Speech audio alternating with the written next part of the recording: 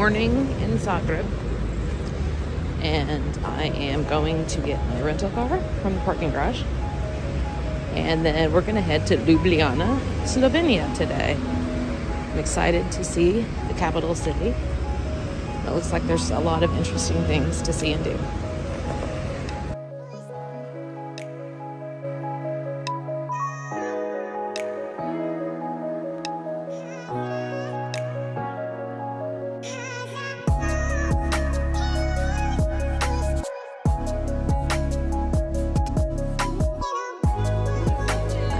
Arrived in Ljubljana. Took the park and ride so that I could safely park the car, and just got off the bus at the Posta station.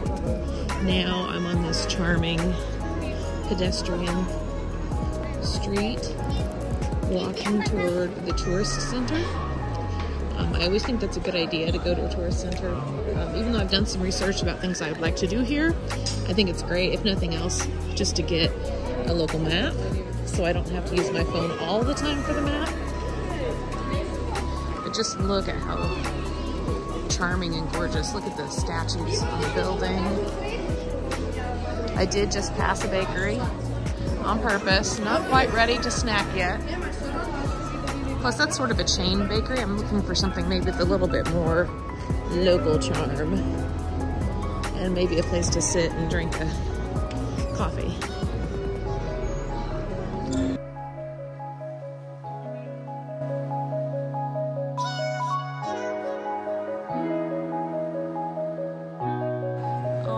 How they do these maps in Europe.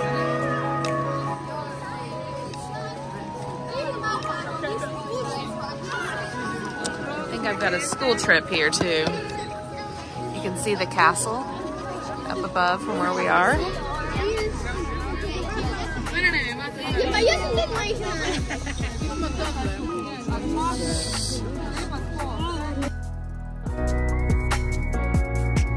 I'm gonna head to the center of the circle because there's so much to see. I'm gonna stand there and do a panning video. Beautiful statue on top of that building. It says the Galleria Emporium. This is the Central Apothecary. Gorgeous statue of Preservian. This is Ljubljana, Slovenia. You see the castle on the top of the hill. There's a funicular you can take to get to the top of the castle. There's a bridge here you can cross.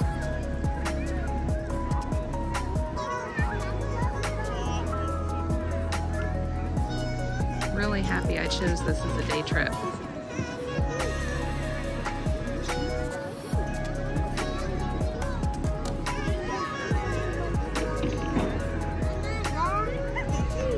That's the pedestrian street that I just came down.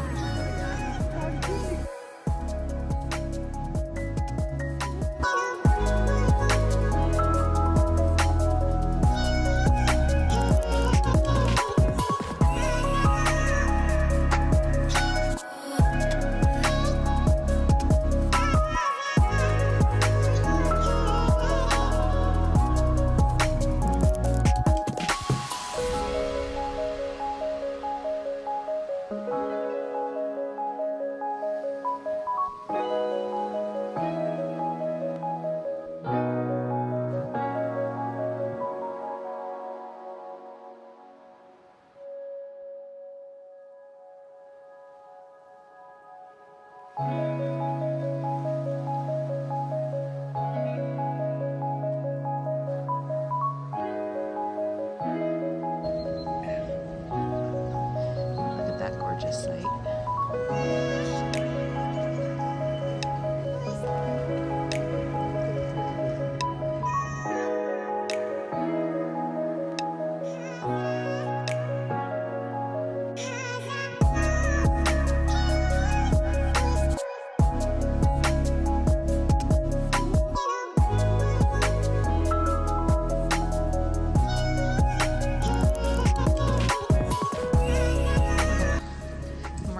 outside of the church. there's crafts and foods.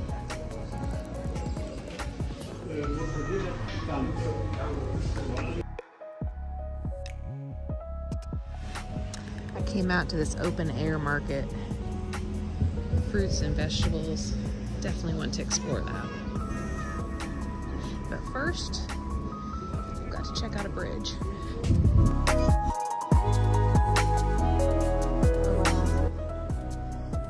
You see the water below. It's like one of those lock bridges.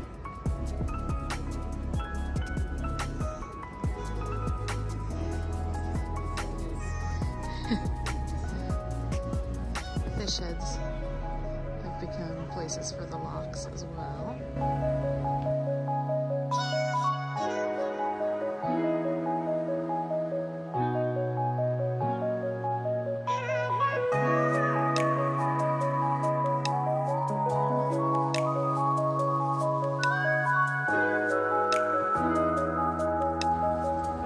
Definitely time to check out the market.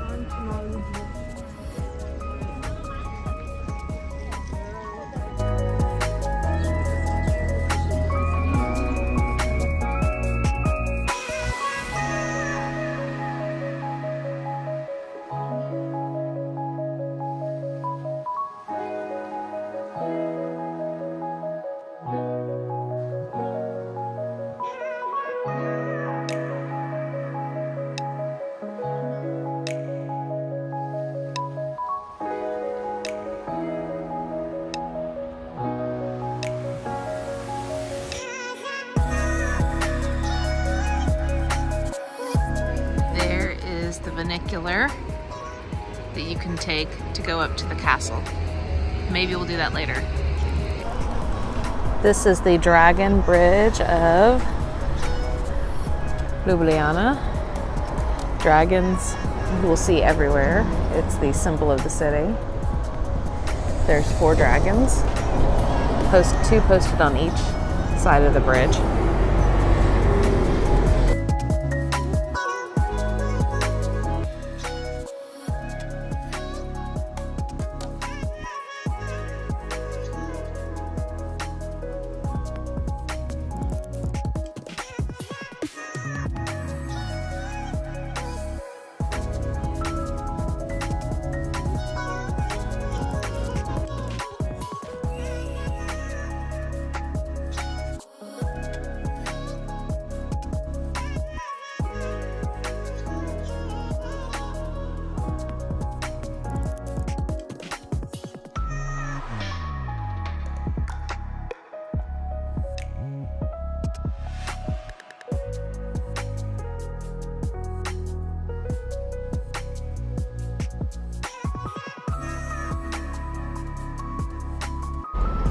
Oh, you can actually see one of the funiculars descending right now.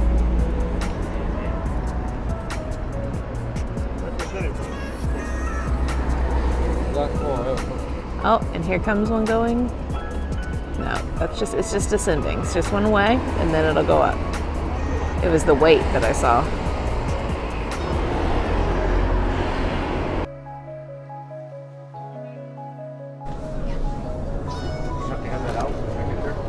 Yeah, keep it somewhere like this. We will be needing it to go into the tower, to the museum.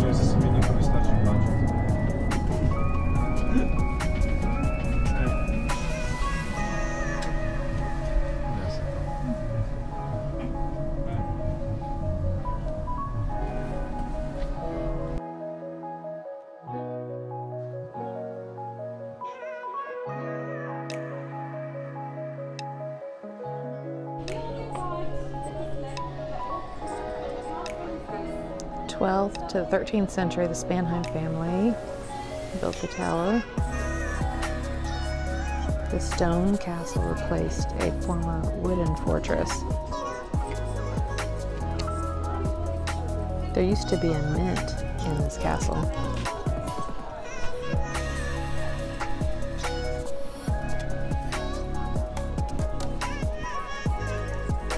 Castle Vine. Prisoners were lowered into this open-air prison by ropes, and they had to hang out here waiting for their sentence to run out. Turkish soldiers, Protestant and peasants, were the occupants of these prisons. This is a descendant of the oldest grapevine in the world.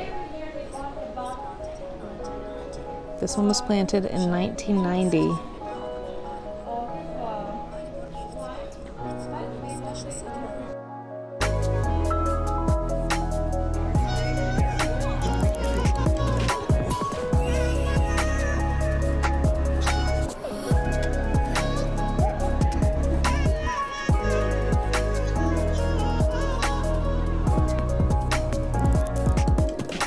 Reminds me of the stone gate in Bogotá.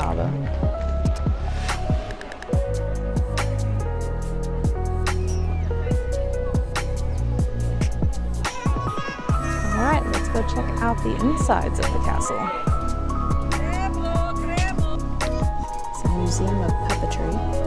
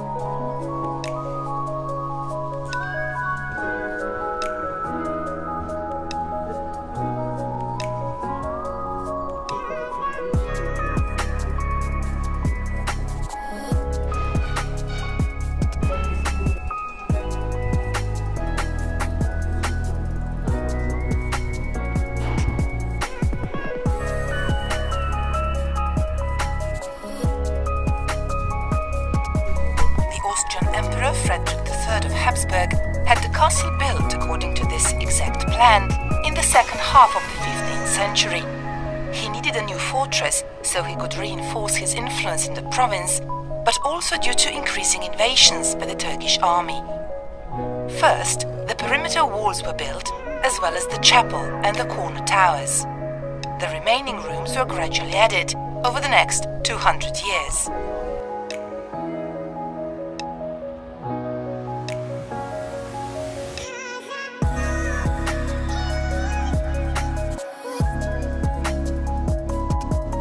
Cells.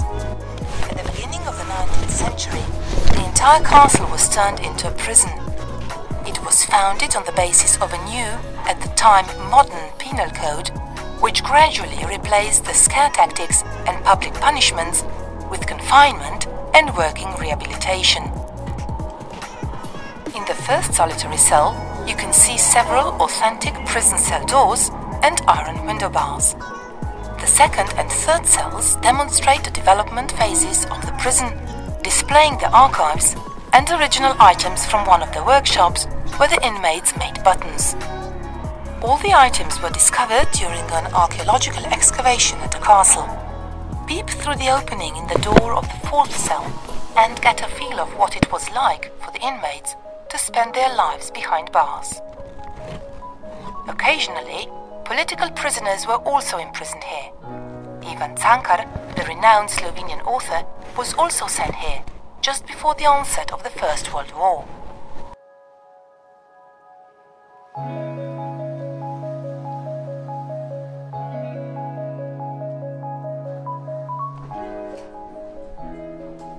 The castle chapel is one of the oldest parts of Ljubljana castle. On the basis of an imperial charter from 1489, the chapel was dedicated to St. George, St. Pancras and St. Helen. At first, the chapel was constructed in Gothic style, which is evident from the pointed windows and the borders around the altars, the entrance and the window openings. Dedicatory crosses hang on the walls, symbolizing the stations of the cross. The original chapel had a wooden ceiling, which is nowadays indicated by the renovated ornamental wreath, as well as the balcony opposite the altar, from where the prominent citizens could attend the Mass. The chapel had its own chaplain, who also lived in the castle. He was paid from the imperial treasury, while the provincial governor had to provide for his food.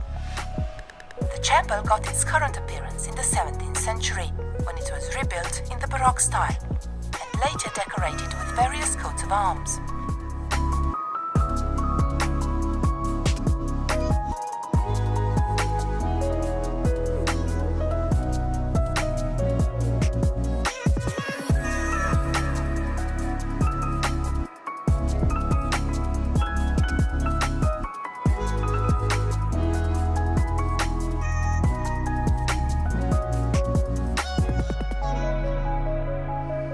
Take a look at the two bells hanging from the ceiling. The larger of the two measures almost 1 meter in diameter and was made in 1489. This is the year when Emperor Frederick III of Habsburg donated it to the castle on the occasion of the consecration of the chapel. The second, smaller bell was made about half a century later. On it you can see one of the oldest depictions of Ljubljana's coats of arms. The most noticeable and important symbol on this coat of arms is Ljubljana Castle, which depicts the castle wall with the tower united on top of 3 hills. The dragon, which symbolizes strength, courage and greatness, was only added to the city coat of arms in the 17th century.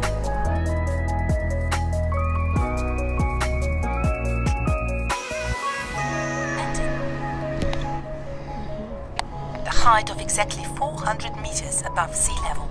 The viewing tower is the highest point of the castle, and on a clear day you can see a third of Slovenia from here. One of the great sights is the highest Slovenian mountain, Triglav, which rises up over the horizon in the northwest. On the spot of the present tower there used to be a lower defense tower that was replaced by a wooden fire signaling tower at the beginning of the 19th century. Half a century later, the current tower was constructed to replace the previous wooden one. The tower was the residence of the fire watchman, who fired a cannon to warn the townspeople when a fire started in the city. 4 shots meant that the fire was in the Emperor's Woodland, in today's Tivoli Park.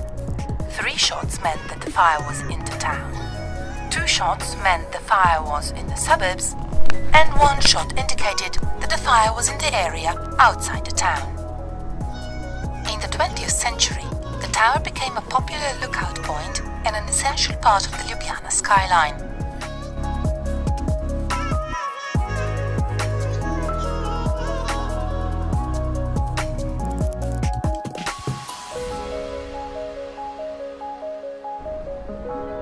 This is the north view.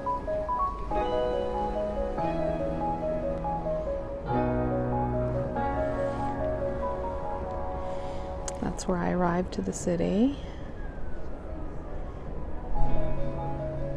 There's that rotary circle. Come a long way.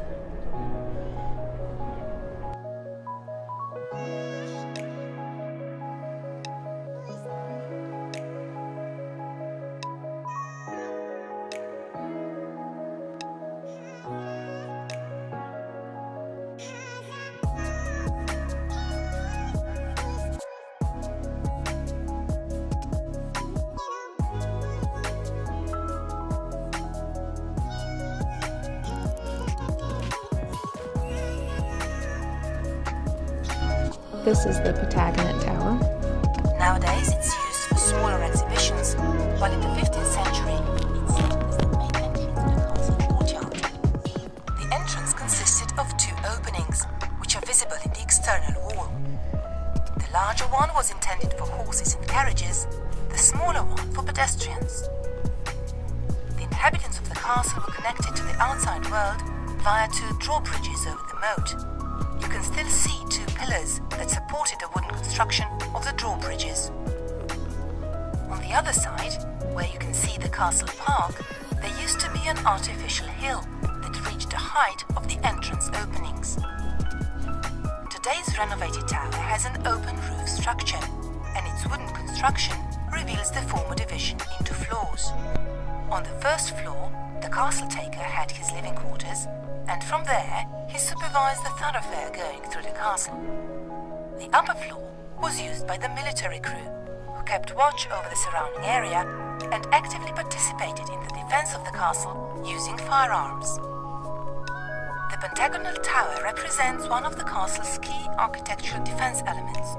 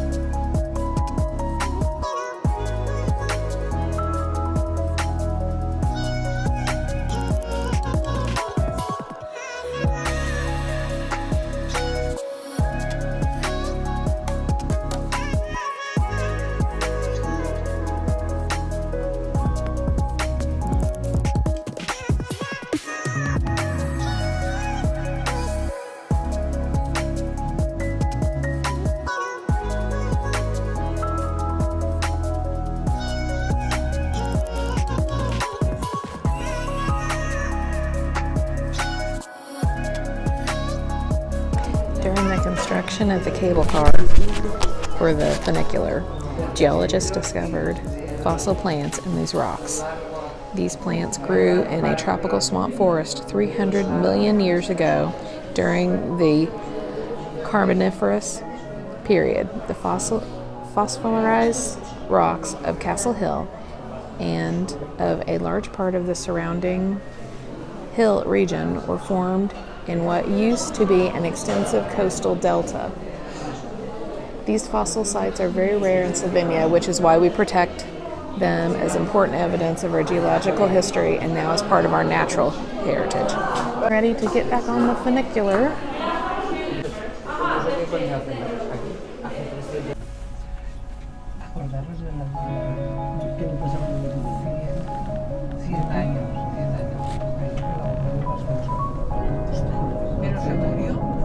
Sobrevivió hasta los 107. ¿Sobrevivió? Vivió hasta los 107.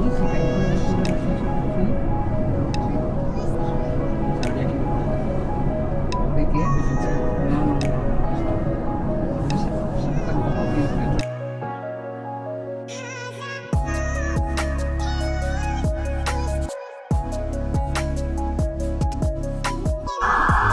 Look, it's a hidden Mickey in Ljubljana, Slovenia.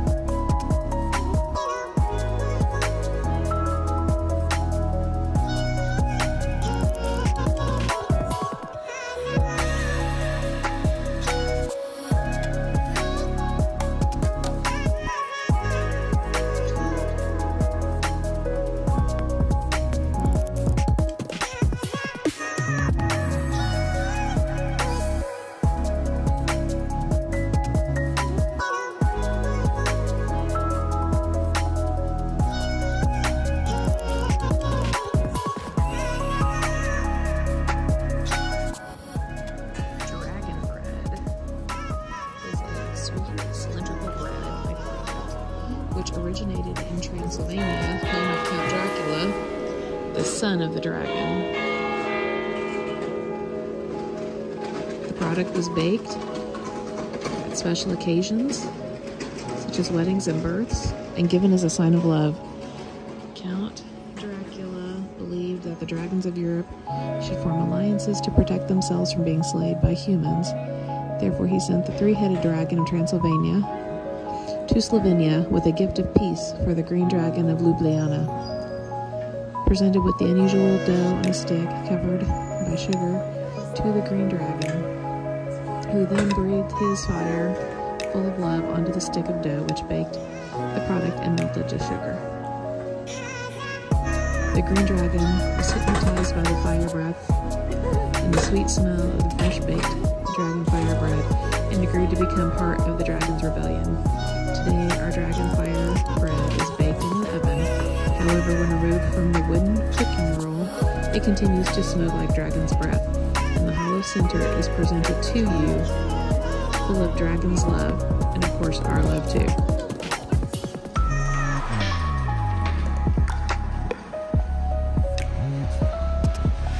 It's Dragon Street around here. Everything's dragon. Dragon this and dragon that. Huge dragon stuff.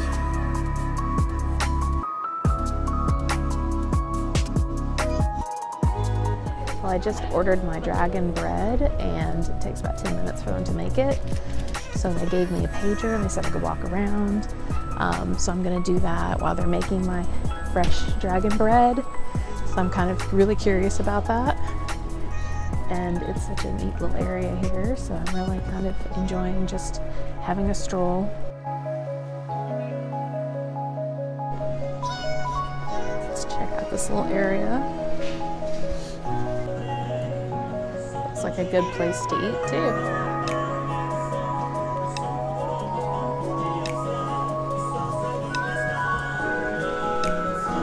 Traditional Slovenian cuisine. What a fun place. The Raven. And look at this gorgeous fountain.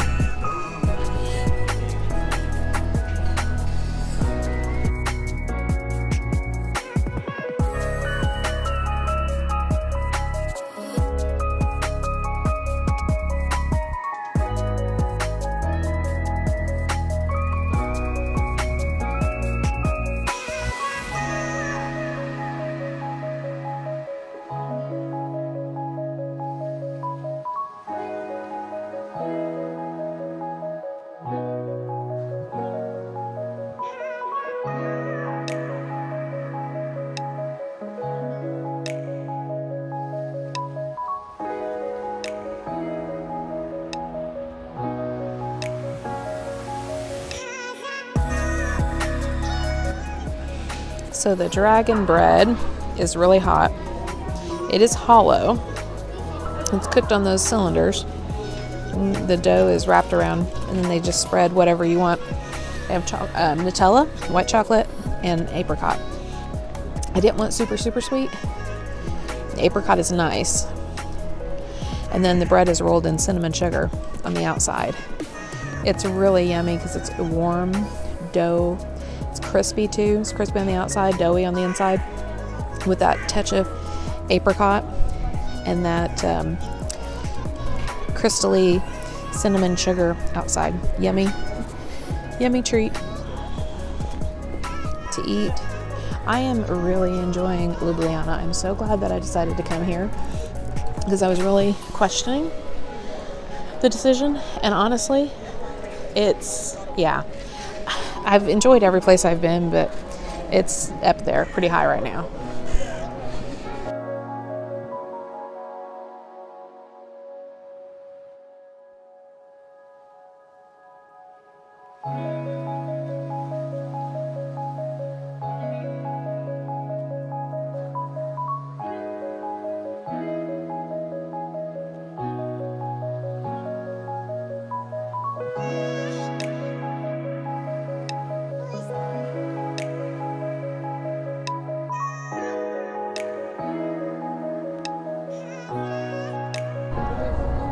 Right now I'm about a half an hour outside of Zagreb, Croatia.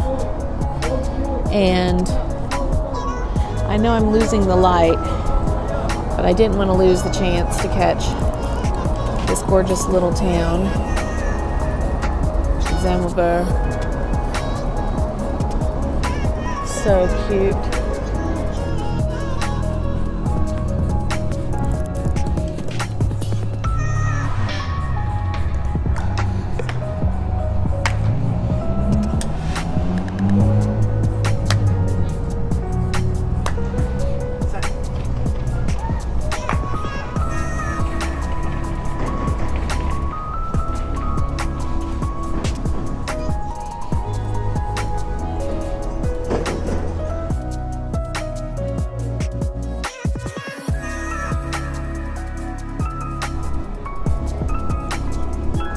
So pretty with the lights and the trees.